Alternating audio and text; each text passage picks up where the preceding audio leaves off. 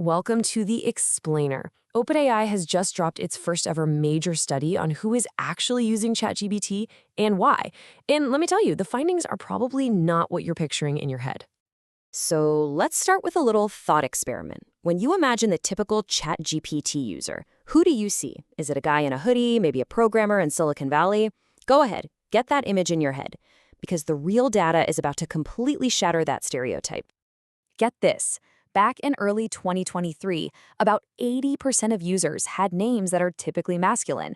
But fast forward to today, and that has completely flipped on its head. Now, a majority, 52%, of users have feminine names. That is a wild demographic shift in just over 2 years. So yeah, this is clearly not just a tool for the tech industry's old guard anymore. A whole new user profile is taking shape, and it's a lot younger and more global than you might expect. Let's dig in. First off, the user base is, well, it's young, like really young. Almost half of all conversations studied came from people between 18 and 25. And if you add the next group up, you find out that nearly 3 out of every 4 users are under 35. This technology is absolutely being shaped by a new generation. And it's not just a Western, wealthy nation thing either. The study found that ChatGPT's growth is actually picking up steam faster in poorer countries. This is becoming a truly global phenomenon, not just some toy for the rich. But it's not just who is using ChatGPT that's changing in a big way. It's why they're using it. And this, to me, is where things get really fascinating. The whole purpose is shifting from professional work to something much, much more personal. Just think about this. Only a year ago, it was a pretty even 50-50 split between work and personal use.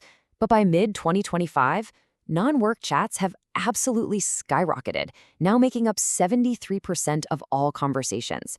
People are clearly using this for a lot more than just polishing up a work email. So what exactly does personal use look like? Well, OpenAI sorted over 1 million chats to find out. And yeah, sure, things like getting writing help or coding are still in there. But the number one use case really tells the story of this personal shift. That's right. The single biggest reason people are firing up ChatGPT at over 28% is for practical guidance. They're using it as a life coach, a tutor, and a how-to manual all rolled into one. And we're not talking about some abstract philosophical questions here. This is real-world stuff. People asking for help with their homework, looking for tips on a workout routine, or just trying to solve everyday problems. It's becoming the first place people go for answers. This move towards everyday questions points to another massive trend hiding in the data. One that could honestly shake up the entire internet as we know it and challenge some of the biggest companies out there. The third most popular category was something OpenAI calls seeking information. And let's be clear about what that means. Their own researchers call it a very close substitute for web search. In other words, people are just using the chatbot to look stuff up instead of going to Google. And this is not some fringe behavior, not at all. Using ChatGPT like a search engine grew steadily the whole time they were studying it. By the end, it was the second most popular thing consumers were doing. That shows a clear and really fast shift in our online habits. So why does this matter? Well, the implications are just huge. This is a direct threat to the business model that's powered the internet for decades. From Google's massive search ad revenue to how news sites and online stores even reach you. It's a fundamental change in how we find things online. And you can already see the beginnings of a new business model forming. It turns out that within all those search chats, 2.1% are specifically about products you can buy. Now, that number might seem small, but it's a giant flashing sign pointing to where OpenAI might be headed next.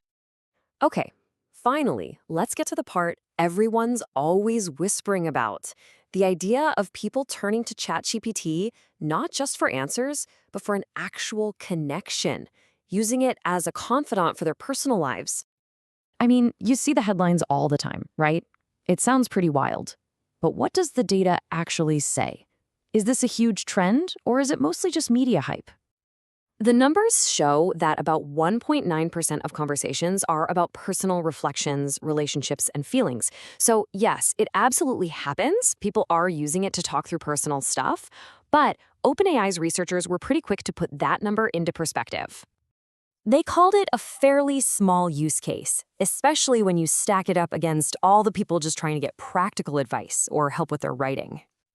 And as for that whole AI girlfriend idea that grabs all the attention, well, that falls into a much bigger bucket called games and roleplay, which makes up less than 0.5% of all chats.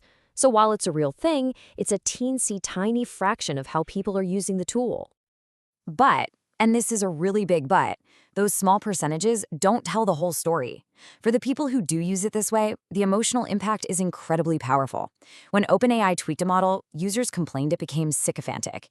When they tried to shut another one down, users protested to save what they called their valuable relationships. It's even led to a federal investigation. So clearly, the intensity here can't just be measured in percentages. Oh, and one last fascinating detail. How did they analyze all this data without invading everyone's privacy? They had their own AI analyze all 1.5 million chats. No human ever read the conversations. The AI studied itself, which is a whole other topic to think about. So when you put it all together, what this data really shows is that ChatGPT has moved way beyond being just a work tool. It's becoming a daily companion, a tutor, a search engine, a confidant. It's weaving itself right into the fabric of our lives. And that leaves us with a pretty profound question to chew on. As millions of us start turning to AI for help and guidance, what does it mean when our most personal advisor isn't human at all?